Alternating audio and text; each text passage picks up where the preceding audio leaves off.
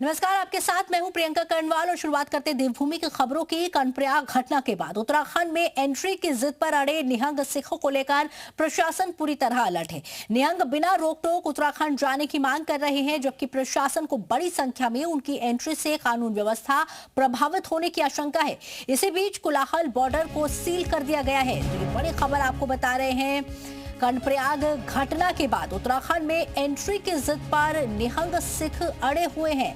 हालांकि प्रशासन पूरी तरह से अलर्ट है। निहंग बिना रोक टोक उत्तराखंड जाने की मांग कर रहे हैं, जबकि प्रशासन को बड़ी संख्या में उनकी एंट्री से कानून व्यवस्था प्रभावित होने की आशंका है।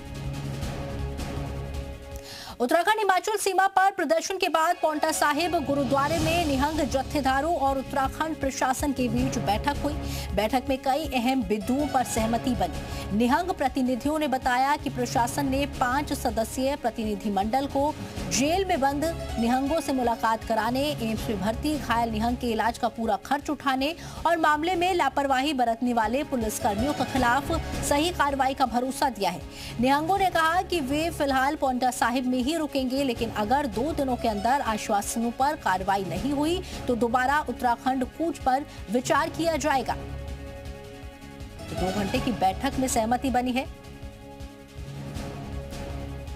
और चलिए अब इस पूरे विवाद की टाइमलाइन के बारे में भी आपको बता देते हैं। 16 जून को कर्णप्रयाग बाजार में हिंसक झड़प होती है। 20 जून को दूसरे पक्ष पर भी काउंटर एफआईआर दर्ज की जाती है।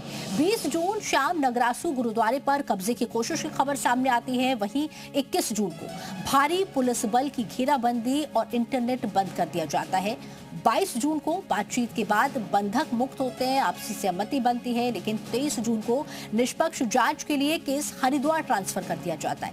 वहीं 24 जून को पंजाब लौटे निहंग और धारा 163 लागू कर दी जाती है। 25 जून को एफआईआर रद्द करने की मांग को लेकर दोबारा कूच किया जाता है और 25 जून देर रात मैराथन बैठक सफल रहती है। निहंग वापस लौट जाते हैं। तो ये इस पूरे मामले की टाइमलाइन आपको बता रहे थे। आगे बढ़ते हैं, ऋषिकेश से बड़ी खबर आपको बता दें।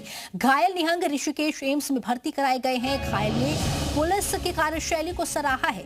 अस्पताल के बेड से वीडियो जारी किया गया है। पुलिस प्रशासन का आभार भी जताया है। घायल निहंग सिख ने बताया कि घटना के दौरान उनकी टांग में गंभीर फ्रैक्चर हो गया था और वो असहाय स्थिति में थे, लेकिन पुलिस ने बिना कोई वक्त गवाए आधे घंटे में घटनास्थल से रेस्क्यू कर उन्हें अस्पताल पहुंचाया। तो निहंग ने पुलिस प्रशासन की तारीफ की है। ऋषिकेश से वीडियो भी जारी किया है। पुलिस प्रशासन बहुत साथ दे रहा है। दूसरी गल ਜਿਹੜੀ ਅਫਵਾਹ फैली हुई सी कि 3-4 घंटे तो पुलिस की संवेदनशीलता ने दिल जीता है। अस्पताल के बेड से वीडियो जारी किया गया है। निहंग ने पुलिस प्रशासन की तारीफ की है। ऋषिकेश से ये बड़ी खबर आपको बता रहे हैं। घायल निहंग ऋषिकेश एम्स में भर्ती हैं। और इसी खबर पर ज्यादा जानकारी के लिए हमारे साथ हमारे सहयोगी सुरेंद्र डसीला जुड़ गए। सुरेंद्र, वीडियो भी जारी किया गया है, क्या कहा गया है वीडियो में?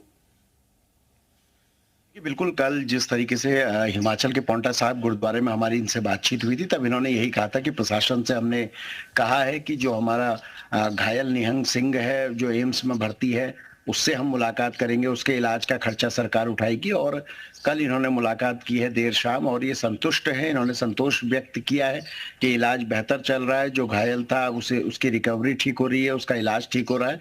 और दूसरा, इन्होंने तमाम निहंग सिंहों से लेकर सिख जत्थों से भी शांति व्यवस्था बनाए रखने की अपील की है। और उन्होंने कहा है कि एक विवाद था जो खत्म हो गया है और सभी लोग शांति बनाए रखें। तो एक अच्छी तस्वीर है।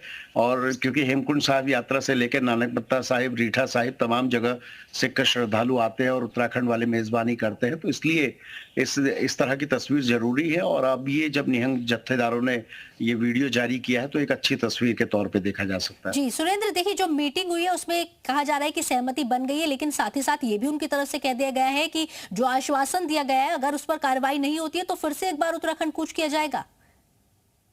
देखिए, जिस तरह की डिमांड उनकी है वो ऐसी हैं जो मैनेज की जा सकती हैं और जिस पर बहुत सोच समझ के ही प्रशासन ने चीजें सहमति जताई है। तो इसलिए कोई इस तरह की परेशानी वाली बात नहीं कि कोई ऐसी डिमांड हो जिसे पूरा करना मुश्किल हो। और उन्होंने भी कोई ऐसी अनुचित डिमांड नहीं की है कि जिसको लेकर ये कहा जा सके कि बहुत गलत तरीके से कोई क्या हो। वो ये जानते हैं कि जो मामला कोर्ट में पहुंच चुका है वो कोर्ट के ही आधार पे होगा। हाँ, ये जरूर है प्रशासन उनकी हेल्प करेगा, उनके तमाम लोग जो जेल में बंद हैं उनसे मुलाकात कराएगा। जिन लोगों की पुलिसकर्मियों की कमियां इसमें रही होंगी तो जांच में वो सामने आएगा। एसआईटी टीम जैसी ही अपनी रिपोर्ट देगी उसके आधार पर कार्रवाई होगी। तो इसलिए कोई भी हालात बिगड़ने वाली स्थिति फिलहाल नहीं लगती है।